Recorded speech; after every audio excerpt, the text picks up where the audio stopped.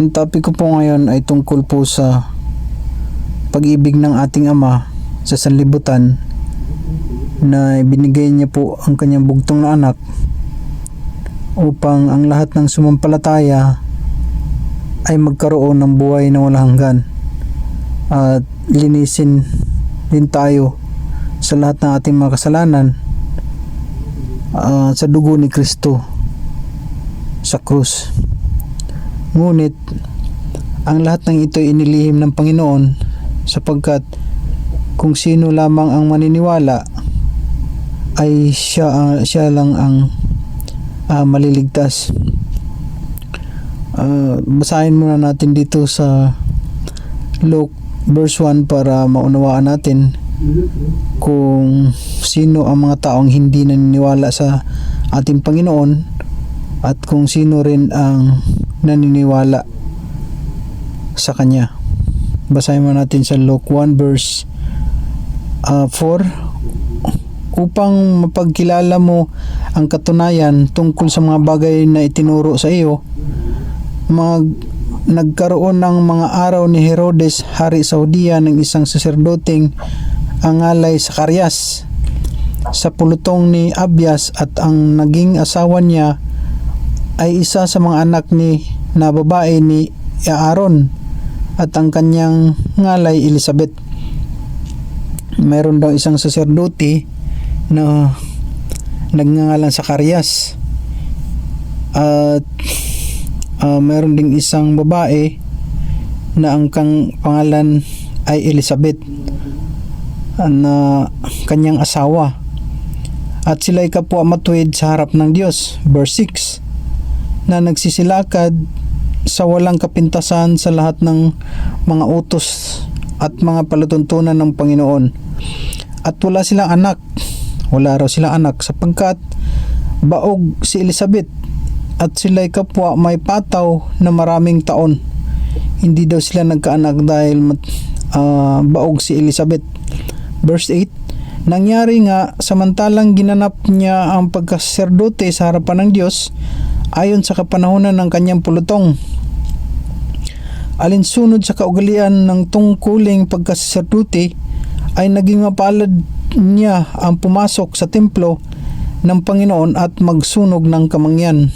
Verse 10, at ang buong karamihan ng mga tao ay nagsipanalangin sa labas sa oras ng kamangyan, at napakita sa kanya ang isang anghel ng Panginoon na nakatayo sa dakong kanan ng dambana ng kamangyan. At nagumilahanan si Zacarias pagkakita niya sa kanya, at dinatnan siya ng takot. Natakot si Zacarias nung nakita niya ang anghel. Datapot sinabi ng anghel, huwag kang matakot, Zacarias, sapagkat dininig ang daing mo, at ang asawa mong si Elizabeth ay manganganak sa iyo ng isang anak na lalaki, at tatawagin mong Juan ang kanyang pangalan. At magkakaroon ka ng ligaya at galak, marami ang maliligaya sa pagkapanganak sa kanya, sapagkat siya'y magiging dakila sa paningin ng Panginoon, at siya'y hindi iinom ng alak ni matapang na inumin, at siya'y mapuspos ng Espiritu Santo mula sa tiyan ng kanyang ina. Verse 16, at marami sa mga anak ni Israel ay papagbaliking loob niya sa Panginoon na kanilang Diyos, at siya'y lalakad sa unahan ng kanyang mukha na may espiritu at kapangyarihan ni Elias, upang papagbaliking loob ang mga puso ng mga ama sa mga anak, at ang mga suwail ay magsilakad sa karunungan ng mga matuwid, upang ipaglaan ang Panginoon ng isang bayang na handa. Ito daw si anak ni Zacarias ay ipinanganak ito dahil siya daw ay lalakad sa unahan ng ating Panginoon, na pagbabalikin niya ang mga puso ng mga anak sa ama. Ibig sabihin na yung mga nag-aaway ng anak at saka ama ay pagbabalikin ni Juan, itong anak ni Zacarias, Ibig sabihin, aayusin nila ang mga buhay ng mga tao dahil darating ang ating Panginoon. Ibig sabihin, pag siya ang magsasabi sa mga tao na ayusin nyo ang mga buhay nyo, ayusin nyo ang mga pagkaalitan nyo o kung ano mga problema nyo sa buhay, maglinis kayo ng inyong mga sarili dahil darating ang Panginoon. Verse 18, at sinabi ni Zacarias sa anghel, sumagot daw si Zacarias sa anghel, sa ano malalaman ko ito, sapagkat ako'y matanda na at aking asawa ay may pataw ng maraming taon. Sabi ni Zacarias, paano ang palatandaan nito na sinasabi mo na ako ay matanda na at ang aking asawa ay matanda na rin? At pagsagot ng anghel ay sinasabi sa kanya, ako'y si Gabriel na nananayo sa harapan ng Diyos, at ako'y sinugo upang makipag-usap sa iyo at magdala sa iyo nitong mabubuting balita. Verse 20, at narito mapipi ka at hindi ka makapag-usap hanggang sa araw na mangyari ang mga bagay na ito, sapagkat hindi ka sumampalataya sa aking mga salita na magaganap sa kanilang kapanahunan. Ang sabi ng anghel na mapipipi ka dahil hindi ka niwala na sinasabi ko. Ako'y sinugo ng Diyos upang kausapin ka, ang sabi ng anghel. Kaya napipi si Zacarias dahil sa kanyang hindi paniniwala. Sa bagay,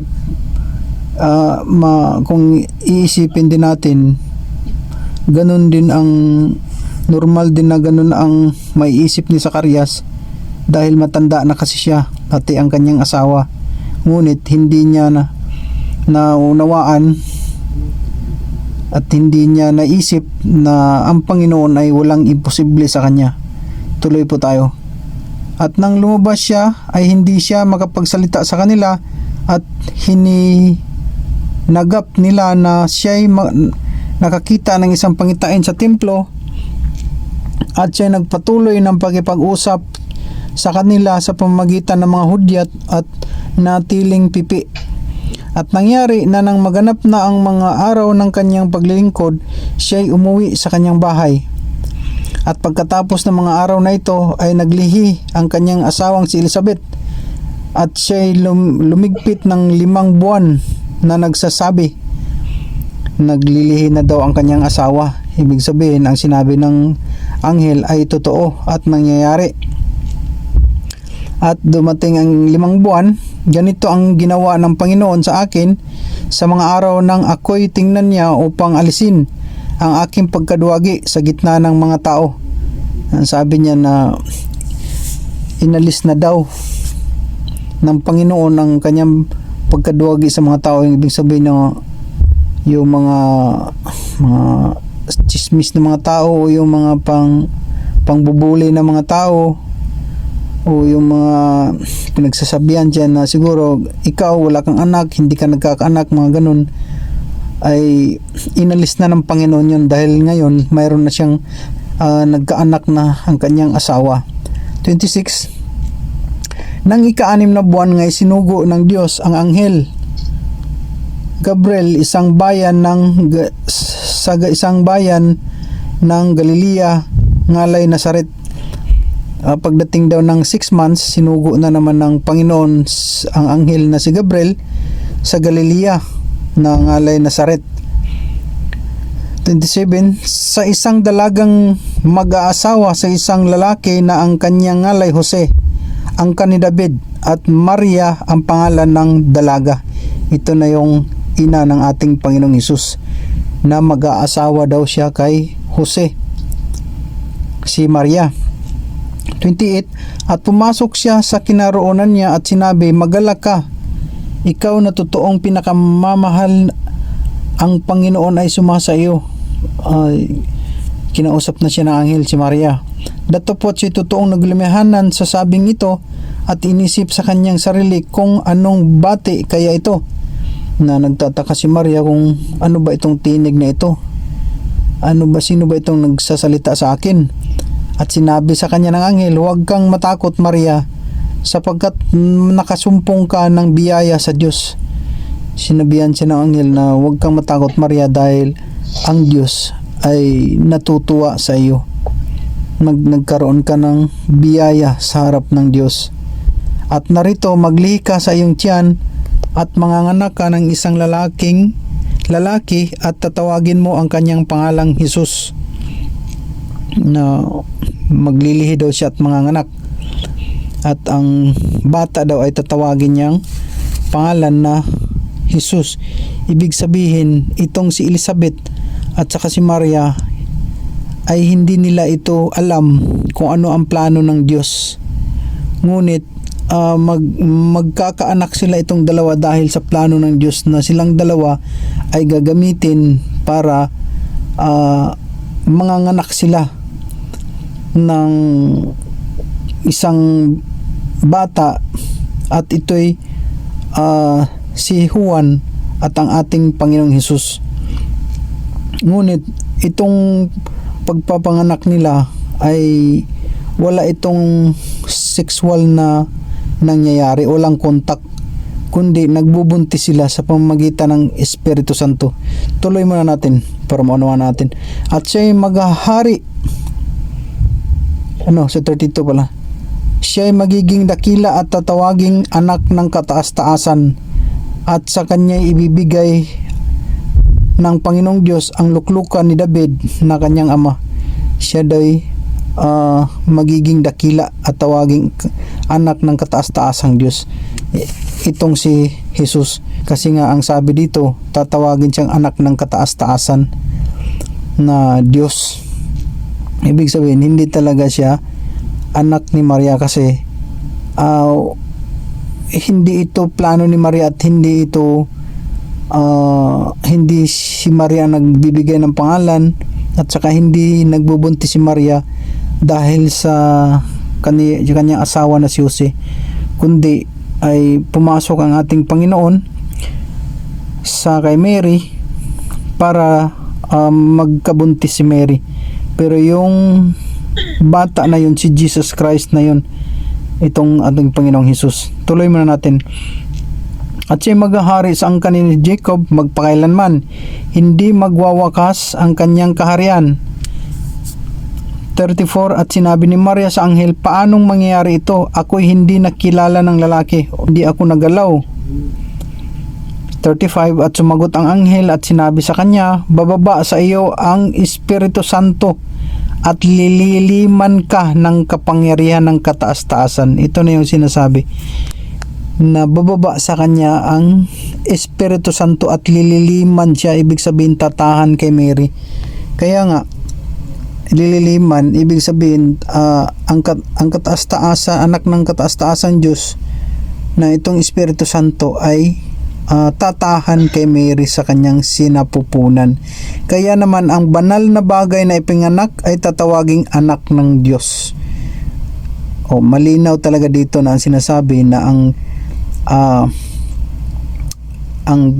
pinanganak ni Mary ay anak ng Diyos. Kaya nga si Mary, hindi talaga siya tunay na ina ng ating Panginoon, kasi ginamit lang siya. Ang sabi kasi dito, lililiman siya ng Espiritu Santo. Ang ating Panginoong Hesus ay tatahan sa sinapupunan ni Mary para magiging bata si Jesus Christ at manganganak si Mary.